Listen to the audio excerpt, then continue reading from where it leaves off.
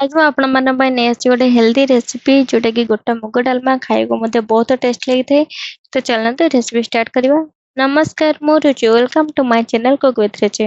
प्रथमे गोटा मुग को हल्का भाजी नेबा। भाजी सारिया परे गोटे कप एठी मु डाली नेची। डाली को रात सारा बतरेबा छाड़ी देथिली, तो एठी बतरी पूरा डबल हो जाची। डालमा पकेवा किसी पनीपरिया नहीं, गाजर, कंदमूल, आलू, बोईतालु, अमृतभंडा को नहीं। आपण आपण चॉइस अनुसार पनीपरिया नहीं पारे।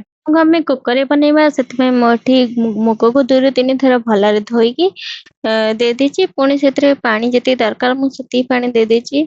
काटी रखिया पनीपरिया को दे दीची। डालमा आम जी मुग पनीपरिया नजे तार अधर टिके अधिक ही पानी देवा। पूरा पनीपरिया पूरा बुड़ला पर पानी जमी देवनी। मु स्वाद अनुसार लुण को देची, अल्प हलदी देकी भल मिसेकी घोड़े नहीं। सिझापी टोटाल मु 4टा सीटी देची। हाई फ्लेम रे गोटे सीटी, लो फ्लेम रे 3टी सीटी। 4टा सीटी देखते मुग डालमा केते सुंदर सीझी। तो एबे डालमा गोटे फुटण प्रस्तुत करवा। गरम होगा मैं बसई देती। गरम हो सारा से 2 चम्मच तेल देती। तेल गरम होला से अल्प सोरिष दे दीची। सोरिष भल फुटी आसला काटी रखिया कंचा लंका पियाज दे दीची। अदा रसुण छेचा देकी हल्का भाजी नीची। पियाज हल्का भाजी गला काटी रखिया टमाटो काटी दे दीची। टमाटो पूरा सिझला पर्यंत भाजी नीची। टमाटो पूरा सिझीगला गोटे छोट चम्मच काश्मीर रेड चिली पाउडर दे दीची।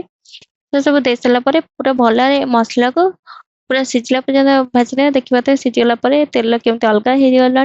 तो एबे जो डालमा सिझी रखिया डालमार 2 ରୁ 3 टंकी डालमा दे दीची। पनीपरिया छाड़ी खाली मुग ही एठी देबा। मुग देला से मुग को पूरा भल चकटी नेबा। मुगटा भल मिसिज। आम गोटे चम्मच भजा जीरा पाउडर को ये देदेबा। पनीर रखिया डालमाटा पूरा मोटा अच्छे, तो से मुझे अल्प पानी दे दूची। ये पानी को भल मिसेकी पूरा भल भाव फुटिया छाड़देबा। डालमा पूरा भल फुटीगला। तो यही डालमा को मु बन रखिया डालमा मिसई दूची।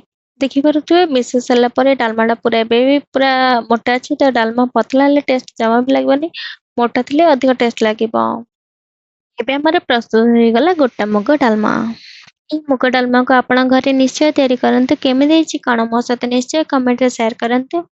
मोर ये रेसिपी भल लगले लाइक शेयर कमेंट करंतु। मो चैनल नुआ थिले प्लीज सब्सक्राइब करि नियंतु।